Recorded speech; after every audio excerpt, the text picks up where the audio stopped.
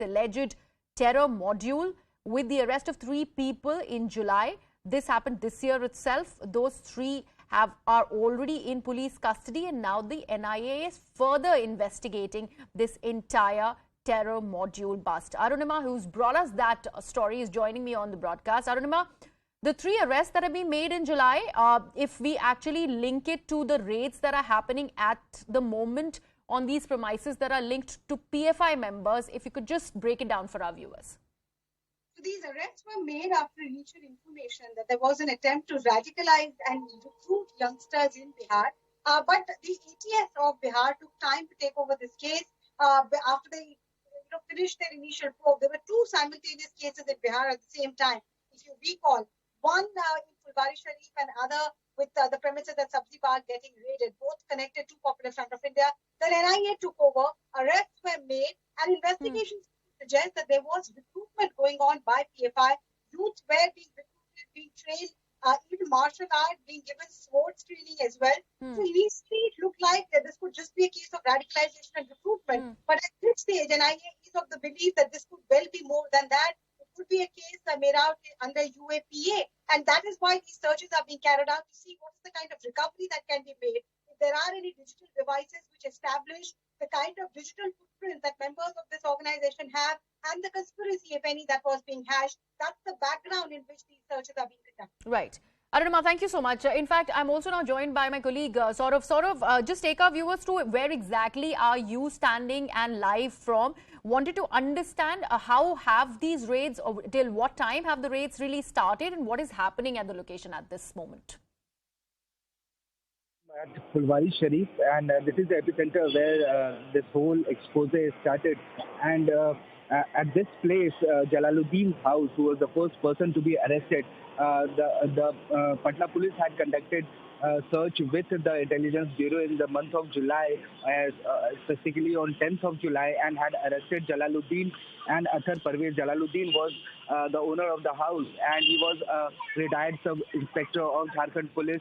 Athar Parvez was the tenant, and he was actually an active member of PFI. And after that, consecutively, 2 more arrests were made. Arman Malik and Nuruddin Jungi, who was a lawyer by profession, and he was arrested from Allahabad. So 4 arrests were made by Patna Police and SIT. And now, today, right from at around 6 a.m., the NIA is conducting searches at least 10 districts, what we are learning. And we have some details about those districts.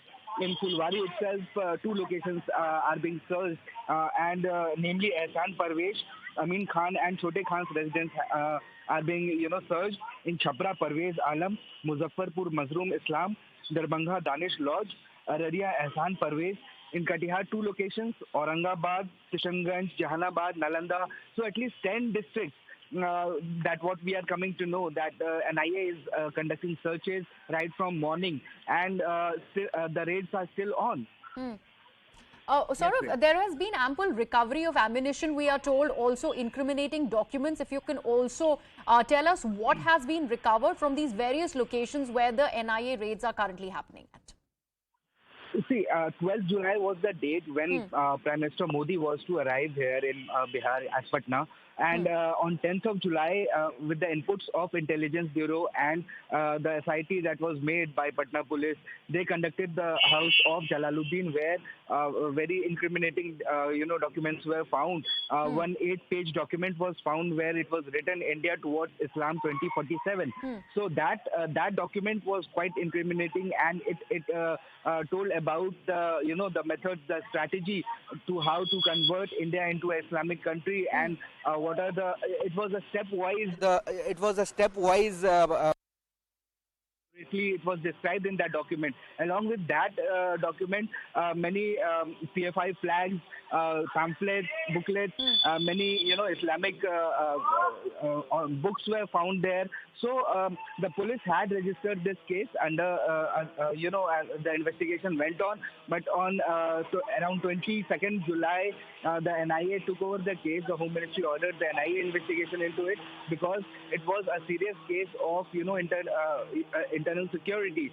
So there was a tussle between the state government and the Home Ministry about this issue. The state government, especially Nitish Kumar, was unhappy with the center's sending central team here. So after that, we saw how the government changed, and Nitish Kumar openly admitted that he was not happy as to how the Bihar was being projected as a terrorist heaven. So, but today the fact is the NIA has taken up the case and is conducting searches at various locations. Right. Arunima is also back with us on the broadcast. Arunima, the fact that the ED had also launched a money laundering probe in this matter in July, like you were mentioning, how did this go on to become a terror module bust? And also, we believe that these cases have links with the Delhi riots that actually ensued after the anti-CAA protests. Just take our viewers through all of that link as well. So let me give you a broad overview about what the agencies are concerned about as far as the increasing footprint of Popular Front of India and the alleged radicalization attempts in Muslim majority areas of the country are concerned.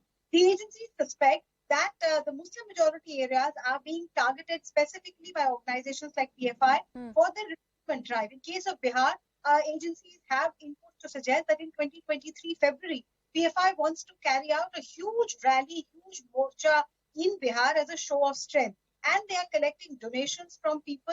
There are receipts which have been collected as little as 5 rupees, as little as 2 rupees.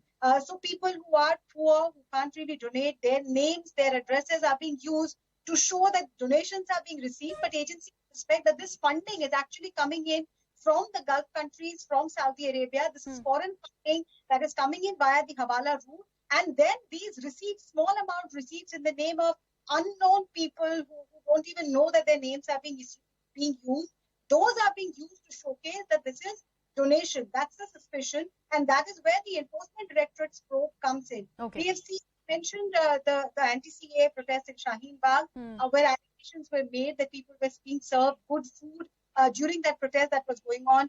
Biryani was something that was repeatedly thrown at the CAA protesters. ED believes that the funding to help that protest carry on was coming from the Gulf countries via PFI. Charges were made as far as the Northeast Delhi riots are concerned. Charges have been made every time there has been a communal tension in any part of the country, that PFI has a role to play in it. But what we are seeing right now, the NIA investigation that we are seeing right now, is not on charges of helping protesters or bringing in funds to help any protest. This is much more serious. The NIA investigation is on terror charges. It's on UAPA charges, which says and which suspects that this has gone a step beyond. This is not just limited to recruitment, to radicalization, but in the realm of terror conspiracy. Also, Arunima, there are ample talks of pamphlets being actually received by Bihar police, or for that matter, the ATS, in English. What do we know about those documents that are being seized, and also the arms and ammunition that also have been seized from various locations where these raids are being conducted? Again, the agency's investigation so far seems to suggest that most of the people who are coming in on behalf of PFI to preach, to give these sermons, are from the southern part of the country. So, of course, there is a language divide. If you bring Maulana or a preacher from Kerala, Tamil Nadu or Karnataka to a Simanchal area in Bihar, there will be a language issue. That is perhaps where the English language comes in as a bridge language. And there is enough evidence that agencies have to suggest that in the interior masjids and madrasas of Darbhanga, of Madhubani, Katihar, Kishanganj, these are interiors of Bihar, which has a sizable Muslim population, which as per agency assessment, PFI feels that they're not really talking about issues which are important to the country. That's what PFI believes. For example, the Friday sermons in a local masjid in Kishanganj is not really talking about cow vigilantism or lynching of Muslims or Nupur Sharma case or even the anti-CAA protest. And that is where these PFI Maulanas come in. Agencies suspect that these PFI sent Maulanas who meet the local masjid administration and Maulanas there and tell them that these are the issues for which the Friday sermon platform must be used. And they're trained by these South-oriented people who are brought in. That is where those pamphlets fit into that entire narrative. But of course, NIA will have to prove this in a court of law. They need hardcore evidence. Just suspicion or just intelligence will not help them prove the case. That's why these searches, to collect more evidence.